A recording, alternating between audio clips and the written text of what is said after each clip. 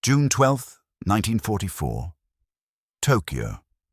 In a windowless room inside the Navy Ministry Complex, the air is thick with cigarette smoke and damp wool uniforms. A ceiling fan turns with a tired click, pushing heat in slow circles. On the long table, folders are stacked like ammunition crates. Graph paper, shipping tallies, aircraft delivery estimates, carrier construction schedules copied from intercepted reports and neutral newspapers, then checked against what their own reconnaissance has seen at sea. A clerk slides a board across the table. It is covered in columns of English numbers translated into careful Japanese script. The ink is fresh, but the meaning is already old. It is the kind of old that feels like rust. 24 staff officers lean in. Some are captains with desk-pale faces. Some are commanders who still smell faintly of fuel, recently returned from fleet headquarters. At the head sits an admiral with a tight jaw and a pen held too hard. The pen tips scratching as if pressure can change arithmetic. The board lists American hulls by type: fleet carriers, light carriers, escort carriers. Next to each category are projected completions by quarter, then projected air groups by month. The totals climb like floodwater. Someone clears his throat. A staff officer, a captain from the operations section, reads the numbers aloud, voice steady in the way men speak when they refuse to be the first to show fear. Dozens of new flight decks entering service, thousands of aircraft delivered year after year. Replacement pilots in a pipeline that does not seem to end. A ship lost in the Solomons replaced by another ship that looks nearly identical, and then another, and then another. The Americans are not merely building ships, they are building time.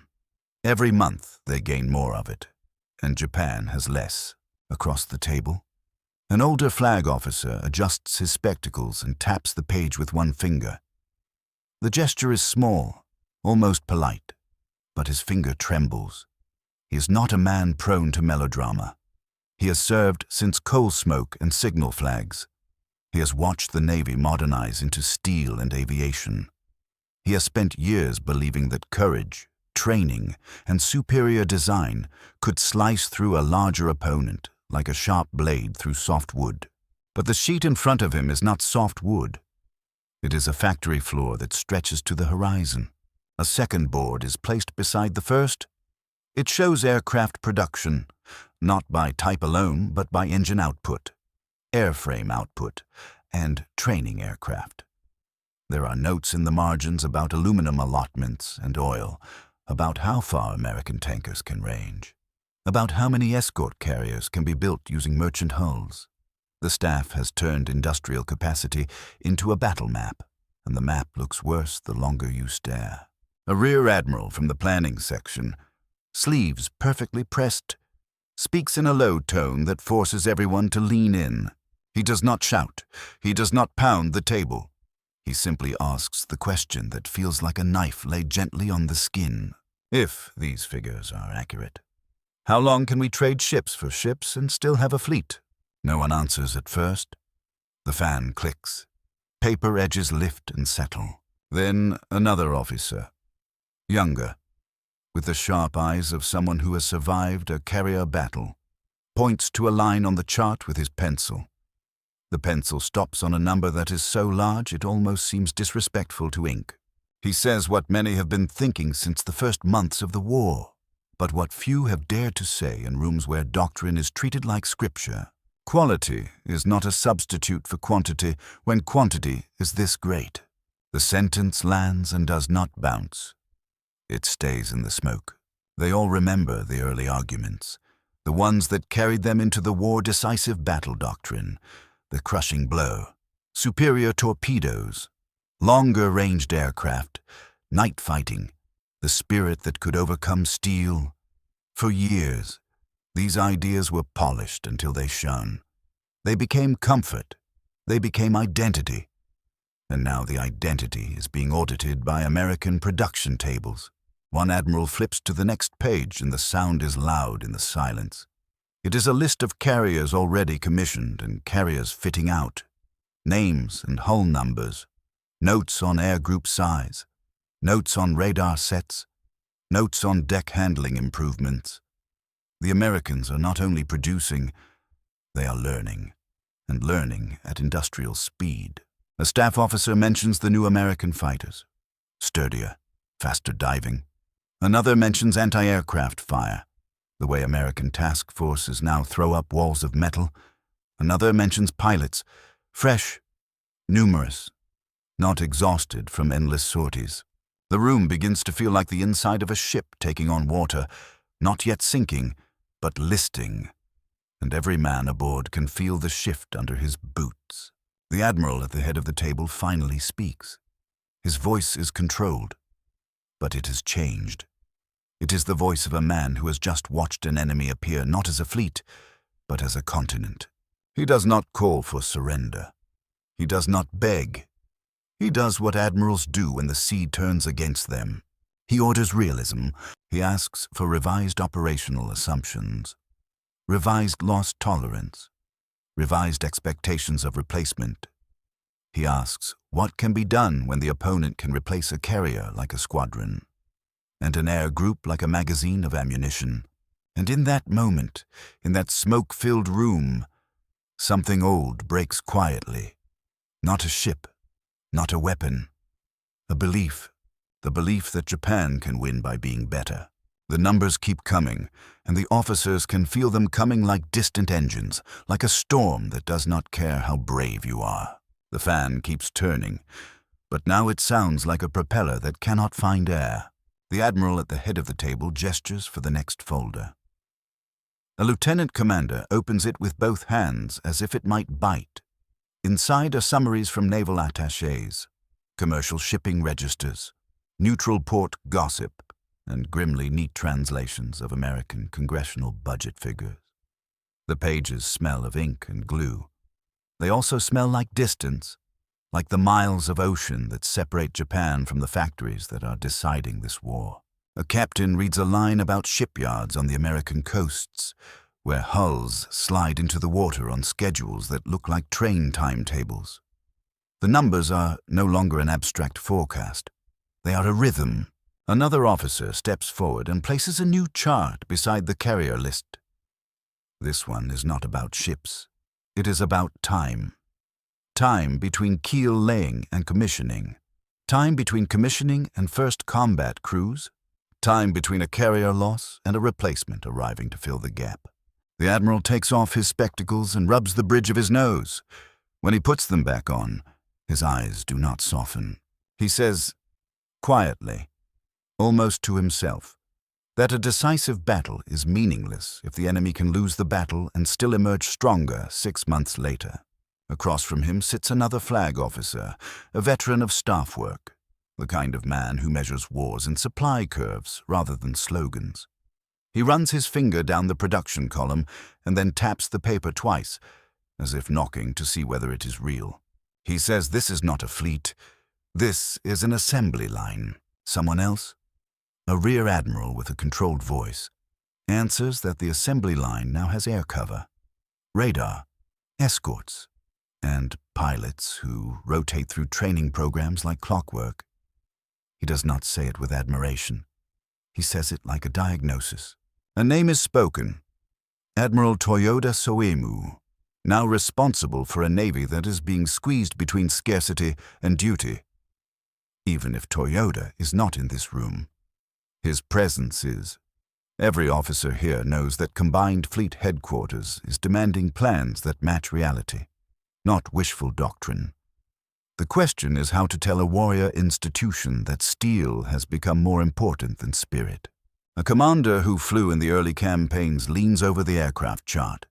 He points to American monthly totals, then to Japan's own dwindling numbers. His finger stops on a small figure and lingers there, as if staring longer can make it grow. He says their pilots are not just dying, they are being replaced too slowly. That brings an immediate reaction from a senior aviator, a man whose hands are calloused from years of cockpit work and paperwork alike. He does not deny the courage of Japanese airmen. He does not deny skill, but he speaks of attrition like a tide. He says courage is not a fuel. It cannot be refined, stored, shipped, and poured into a tank. It cannot be manufactured in tons. The room shifts again. Chairs creak. A cough is swallowed. Everyone can feel how dangerous it is to say such things aloud. Even here, a staff officer tries to rescue the old faith. He mentions qualitative superiority, the idea that one well-trained carrier air group can defeat 2 or 3 lesser groups. He mentions that Japanese torpedoes have longer range, that night fighting remains a Japanese strength, that decisive battle doctrine is built on exploiting these edges. The admiral at the head does not snap. He simply asks how many times you must win a perfect battle before the enemy runs out of ships. Then he gestures to the column again. The enemy will not run out. A different admiral, older, with a voice that carries the authority of decades, speaks next. He says the Americans have done something that Japan cannot easily counter. They have turned the ocean into a supply route rather than a barrier. Their merchant shipping feeds their shipbuilding. Their shipbuilding feeds their fleet. Their fleet protects their merchant shipping. It is a circle that closes on itself, and Japan is outside it. He adds that for Japan, every carrier is an heirloom, every pilot a jewel. For America, they are inventory. Someone on the far side of the table mutters that inventory can be thrown away. The older admiral replies that inventory can also be replenished. That is the point. The conversation turns to the heart of it, not just ships, not just aircraft, the concept that earlier beliefs were built on a misunderstanding of what kind of war this would become. They expected to bleed America until its politics would falter, until public will would collapse. They expected an opponent that would tire. Instead, they have found an opponent that has organized itself to endure. A clerk brings tea, sets cups down softly. Nobody reaches for them. The head admiral starts assigning tasks, because task lists are what you do when fear threatens to become paralysis. He orders revised operational plans based on confirmed American carrier counts, not hoped for delays. He orders a study of how many airframes can be produced if training aircraft are cannibalized. He orders estimates for how long fuel stocks will last under different sortie rates. He orders reality in 4 columns and 3 signatures. As the staff scribbles, one officer stares at the carrier list and whispers something that is not meant for the room, but the room hears it anyway. He says, if their enemy can build a new fleet faster than Japan, can train a new generation, then the war is already moving beyond the fleet itself. No one contradicts him. In the thick air, under the slow fan, the admirals do what they have always done when faced with a superior force. They look for a way to change the terms of battle, and in the next pages, in the next meetings, in the next quiet orders sent out of Tokyo, that search will take Japan toward measures that are not about winning at sea, but about making the cost of victory unbearable. June 13th, 1944. Tokyo, before dawn. Rain beads on the eaves outside the ministry building, and the city smells of wet stone and coal smoke. Inside, the same officers return to the same table. As if sitting down again might make the figures gentler, it does not. A new folder waits. Its cover is stamped with classifications and routing marks. The pages inside are thinner than yesterday's, as if paper itself is becoming a strategic resource. This file is not about what America can build. It is about what Japan can no longer afford to lose.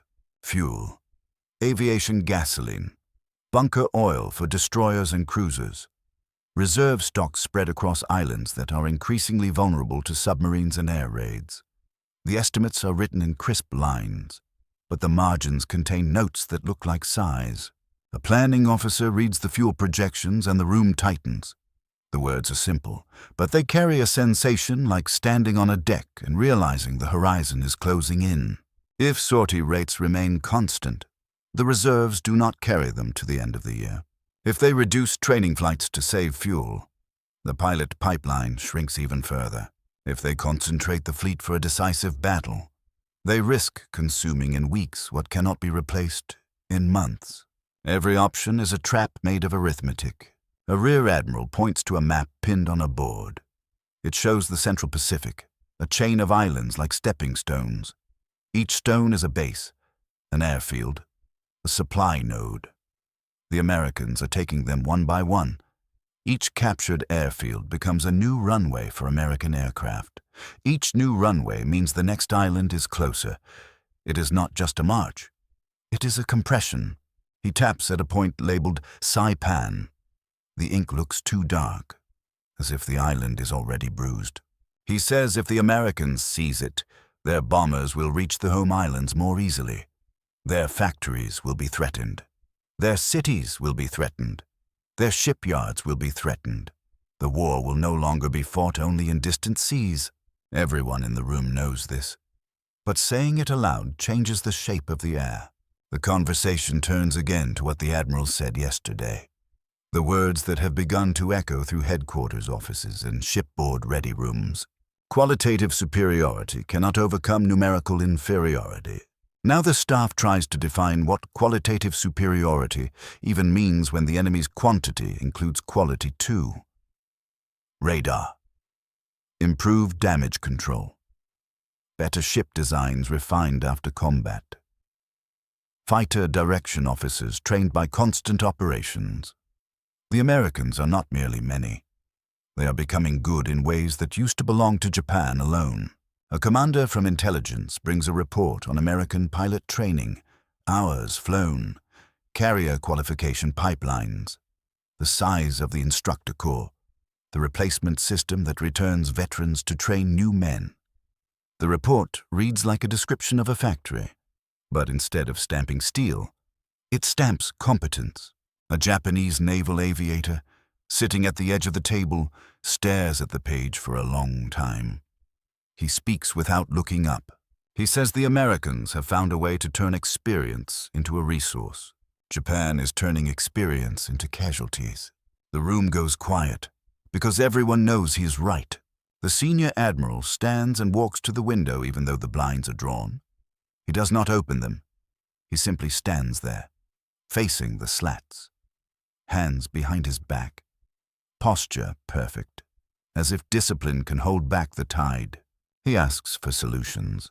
Not hopes, not speeches, solutions. A planning officer suggests concentrating remaining fleet carriers and battleships for one overwhelming strike. The classic answer, the doctrine answer. Decisive battle at the point of contact. Crush the enemy carriers. Force a negotiation. Another officer answers with the carrier numbers again. Even if Japan wins. How long until new American carriers arrive? Even if the enemy loses a dozen, he will still have more. And even if Japan wins at sea, Japan cannot replace the pilots spent in the victory. A third officer offers a different lever. Not to win by matching America, but to win by making America hesitate. He speaks of attacking transports, of targeting logistics, of bleeding the enemy where industrial power cannot instantly heal.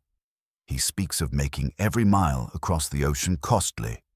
Submarines, land-based air, mines, night attacks, anything that forces the Americans to pay in time and lives. The Admiral turns back from the window and looks at him. He says the Americans can pay. The officer tries again, more quietly. He says then we must make them pay more than they wish. A word starts to circulate in the room, not said loudly at first, as if volume might stain it. Special attack. At this point in June 1944, it is not yet a formal doctrine, not yet the mass phenomenon it will become later. But the seed is here, in a room where men stare at production charts and realize they cannot win by normal exchange rates. When you cannot outbuild, you try to outshock. When you cannot replace, you try to spend one life for one ship, or one life for one carrier, and call it a bargain. A younger officer shifts in his chair, uncomfortable. He asks whether the Navy is truly prepared to order such things. A senior officer answers with a tired honesty that feels like surrender without the word. He says war has already ordered it. Another folder is opened. It contains accounts from the front, dispatches about aircraft shortages, about pilots flying with fewer hours, about cannibalizing parts from damaged planes to keep a handful operational. The reports do not scream. They simply list a missing engine, a shortage of tires, a lack of trained mechanics, the invisible stuff that makes an air force real. The Admiral listens, and his expression does not change, but his eyes harden. He says the Navy will fight at Saipan. It will fight with what it has left. It will seek a battle that can still matter. But he does not pretend the battle will be enough. The staff disperses with orders in their notebooks and the production numbers still in their heads. Outside, the rain has stopped. Tokyo is waking. Streetcars rattle. People walk with baskets and umbrellas and the ordinary determination of civilians who have not seen the charts. Inside the ministry, the admirals have seen them, and the charts have spoken. The Americans are not just across the ocean. They are in the numbers. June 19th, 1944. The Philippine Sea. Dawn spreads across the water like a thin wash of steel blue paint, and the horizon is crowded with shapes. American carrier task forces sit in formation, their decks already alive with movement. Planes are pushed forward, wings folded and unfolded. Engines coughed into life. Black smoke from exhausts trails briefly, then thins as throttle settings steady. Far to the west, Japanese carriers and their escorts cut through swells, bow waves white and urgent.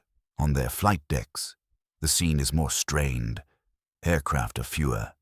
The deck crews move with practiced speed, but the rhythm is not the same.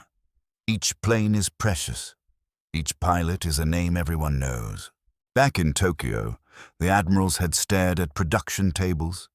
Out here, the tables take form as real hulls and real air groups, as a sky that fills with American aircraft, as if the morning itself is manufacturing them. On Japanese bridges, officers watch the wind direction, the cloud ceiling, the state of the sea. They listen to reports from scouting aircraft and submarines. They cling to the one thing doctrine still offers if they can land the first blow, if they can cripple the American carriers. Perhaps the war can be bent back toward the old idea of decisive battle. But the Americans have their own doctrine now. Radar watches the sky. Fighter direction officers guide interceptors like hands guiding knives. Combat air patrols circle high, layered and constant. When the first Japanese strike group rises, it is like watching a smaller flock fly toward a storm that has learned how to hunt. Pilots push their throttles forward. Engines roar. The carrier decks fall away beneath them. The sea becomes a moving map. They form up, climb, and head east. In their cockpits, oxygen masks press against faces. Sweat forms at temples and runs into eyebrows. The men think of training fields, of instructors, of all the hours that led to this moment. Some think of Tokyo, of home, of the smell of rice, of laughter on streets now dimmed by blackout rules. They fly toward the enemy and toward the arithmetic. American radar operators see them first. A blip on a green screen becomes many blips. The word is passed. Fighters are vectored. Hellcats climb. Engines hard. Wings steady. Pilots confident. There are many of them. They are not thrown up in desperation. They rise like a system working as designed. The first interceptions happen high, above the cloud tops, where the light is harsh and the skies a cold, empty bowl. Tracers stitch upward. Aircraft roll and dive. A Japanese pilot sees a wall of American fighters ahead, and in the instant before engagement, he understands something in his bones that no chart in Tokyo could fully convey. It is not just that the enemy has more planes. It is that the enemy has enough planes to be everywhere. Japanese formations begin to fragment. Some press on, slipping through gaps, diving low to avoid interceptors. Others are shredded before they ever see an American ship. Radios crackle. Calls for help overlap. The sky becomes a spinning mess of vapor trails and falling metal. Down on the American carriers, deck crews keep working. Planes land, refuel, rearm, launch again. It is an industrial rhythm on a wooden deck. Losses happen, but the system absorbs them. A damaged aircraft is pushed aside. A replacement rolls forward. A pilot is missing. Another pilot takes his slot. The war is being fought like a shift change. By midday, the sea has a new name whispered among Japanese survivors. It is spoken with bitterness, because it makes their skill sound pointless. The Great Mariana's turkey shoot. To the Japanese, it is something else entirely. It is the moment when the gap becomes a chasm, when they feel, in real time, how the Americans can spend aircraft to stop aircraft without ever revealing their own vulnerability. When they realize that even reaching the American carriers is becoming a rare achievement rather than an expected outcome. A Japanese pilot who breaks through sees an American task force at last. Carriers, battleships, cruisers, destroyers, all moving with disciplined spacing. The flak starts before he is close. Black bursts that turn the air into a wall. He presses in anyway. Teeth clenched, hand shaking on the stick. He dives, lining up, trying to steady the sight picture, trying to ignore the thunder of anti-aircraft fire. He releases his bomb. He pulls up hard, the G-force crushing him into his seat. And in that violent moment, he does not know whether he has hit anything. He only knows that he has used fuel he cannot replace and risked a life that Japan cannot easily replace either. Many do not return. The Japanese carriers recover what they can. Deck crews look for familiar silhouettes on final approach and see empty sky. The tally sheets fill with absences. The air officers count remaining aircraft and feel the number shrink like a candle burning down to its stub. Then the American counterstroke comes. Late in the day, American strike aircraft fly far, farther than their commanders prefer, chasing retreating Japanese carriers. Some American pilots get lost in the widening dusk, land on unfamiliar decks, ditch in the dark. Even here, the Americans accept losses as part of a machine that keeps moving forward. Japanese ships are hit. Fires bloom. Flight decks buckle. Hangars become furnaces. The sea reflects orange light, and smoke climbs in thick columns that can be seen for miles. On one Japanese carrier, men run with hoses and axes, trying to cut away burning wreckage. They choke on fumes. They slip on fuel. They drag wounded comrades through heat that feels like opening an oven door and stepping inside. And somewhere far away, in Tokyo, the admirals who stared at charts will soon receive the dispatches. They will read the casualty lists and the losses, and understand that the battle has confirmed what the numbers predicted. A fleet battle is no longer a contest of fleets alone. It is a contest of production, training, and replacement. And Japan is losing on all three fronts. June 24th, 1944. Tokyo. The rain is gone, replaced by heavy summer heat that presses against the buildings like a hand. Inside the Navy Ministry, the fan turns faster, but it does not help. The room feels smaller than it did 2 weeks ago, as if each loss at sea has stolen a little air. Dispatch packets arrive in layers. The envelopes are creased, damp from travel, handled by too many hands. A clerk lays them on the table in front of the same admirals, and for a moment nobody reaches out. They already know what is inside. They can sense it the way sailors sense a storm before the first wave hits. When the head admiral finally opens the packet, the paper crackles. Names of ships, names of squadrons, numbers of aircraft launched, numbers of aircraft returned. The gap between those numbers is a wound. The battle has given the production charts a voice, and that voice is loud. A staff officer reads the results in a flat tone that does not invite interruption. Carrier air groups mauled. Veteran pilots gone. Aircraft losses that cannot be replaced in time. Not with fuel short. Not with training curtailed, not with spare parts stolen from one airframe to keep another breathing. The admirals listen with faces that are almost expressionless, but their hands betray them, a knuckle whitening around a pen, a thumb rubbing the edge of a folder until it frays, a jaw held so tight it looks painful. One rear admiral speaks first, and his words are careful, almost ceremonial. He says the battle confirms the enemy's superiority in air power and control. He says the enemy's radar and fighter direction have proven decisive. He says Japan's aviation arm has suffered losses beyond acceptable limits. Then he stops. He stares at the table, and his voice changes. He says acceptable limits no longer exist. Another admiral, a man known for his loyalty to doctrine, tries to hold on to the old shape of the war.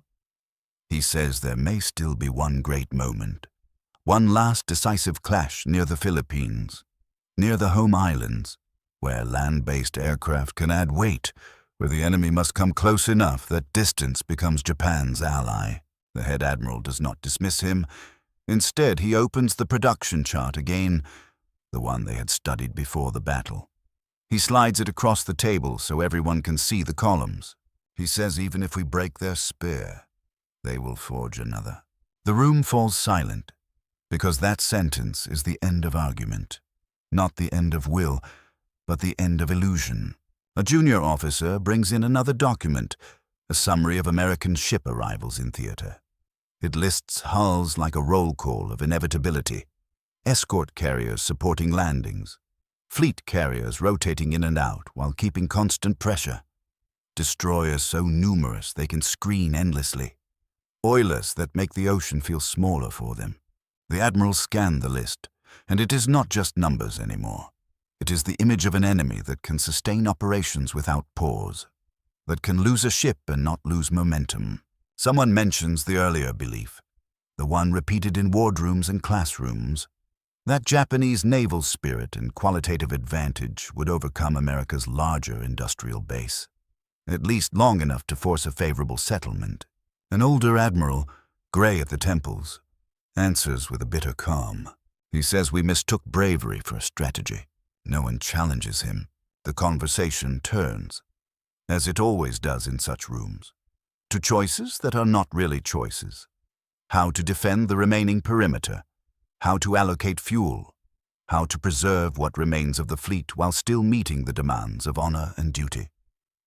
Every plan is a compromise between what is possible and what is demanded. A staff officer proposes concentrating the remaining carriers aircraft into land bases, using the islands as unsinkable carriers. Another warns that those islands are being cut off, starved, and pounded from the air. Another suggests submarine warfare, but the submarine service has never been given the doctrine or priority it needed to strangle American logistics the way it might have. And now it is too late to build a new submarine fleet fast enough to matter. The head admiral asks a question that hangs in the air like smoke. What action can produce an effect larger than the resources it consumes? This is the question that every weaker power eventually asks. It is the question that leads away from conventional exchanges. A few men look down at their papers. One swallows, another adjusts his collar. A third, who has been silent for most of the meeting, speaks in a steady voice. He says special attack. He does not dress it up. He does not call it glorious. He says it like a tool being taken off a shelf because there are no better tools left. He explains the logic in cold terms. A trained pilot and an aircraft, used in a single, deliberate strike, can maybe guarantee damage that normal bombing might not. It can turn a single plane into a guided weapon, one that can hit a carrier deck or a transport packed with troops. It can make one life by one ship.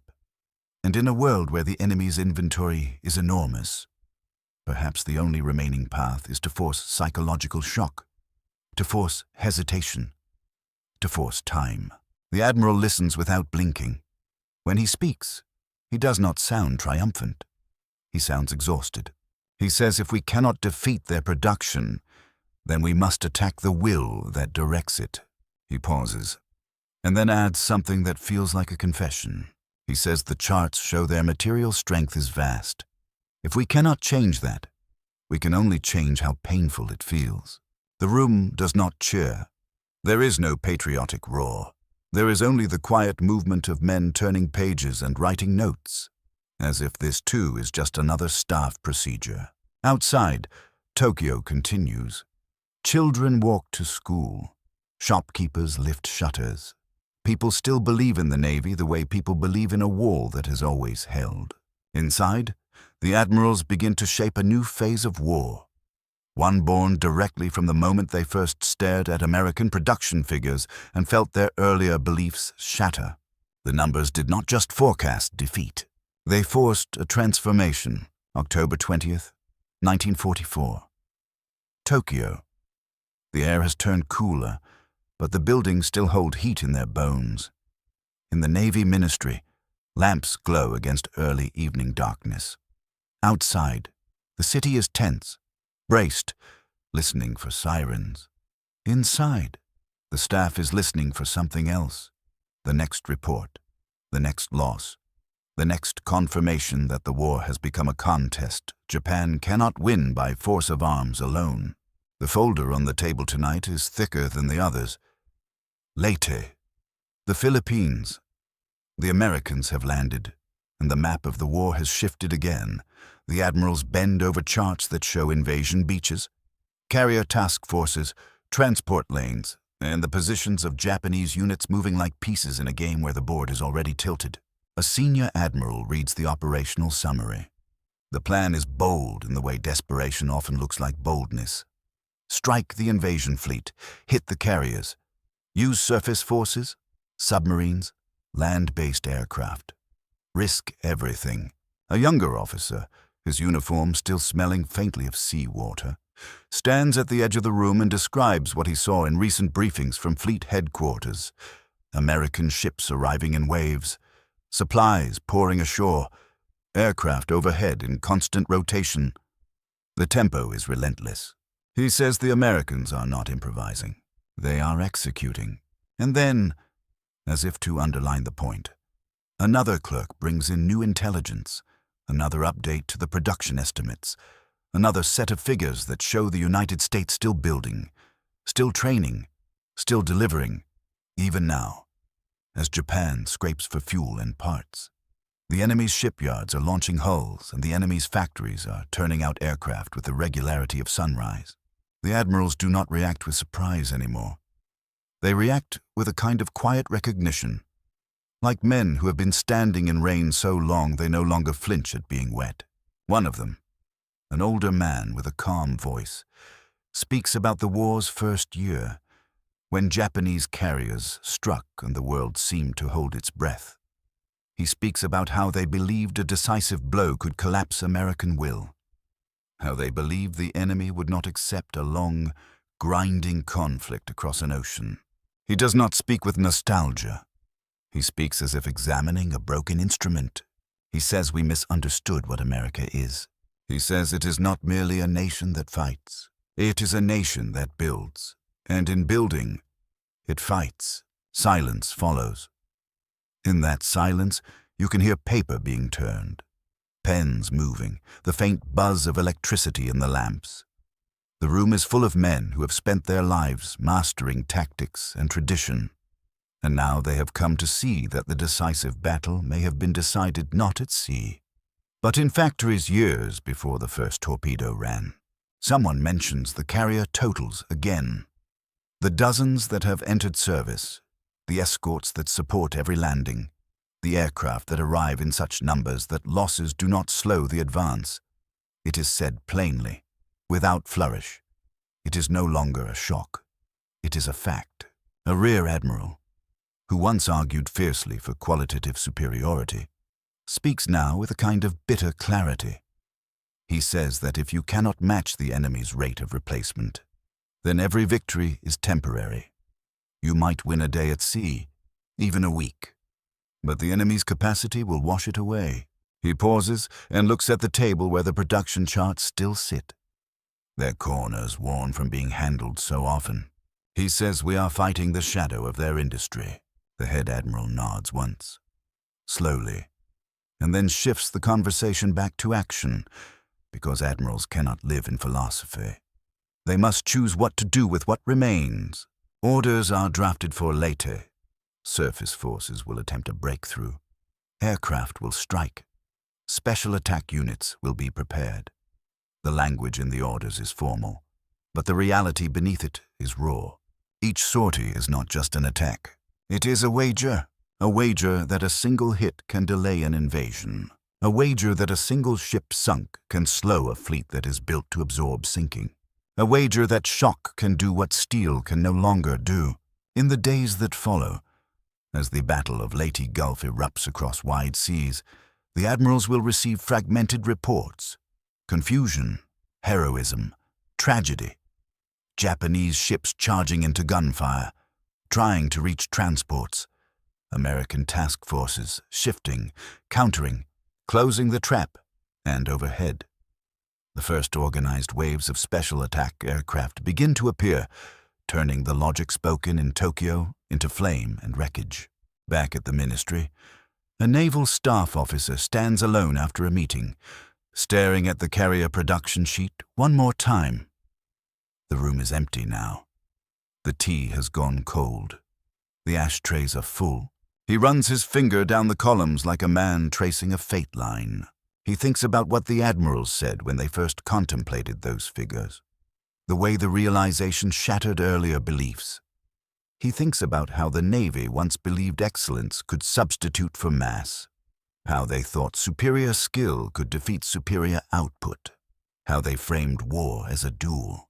Now he understands it is not a duel, it is a system of steel, oil, training, logistics, and constant iteration. He closes the folder. The sound is soft, but final, because the ultimate truth they have been forced to confront is not about any single battle. It is that industrial might, once mobilized and protected, becomes destiny.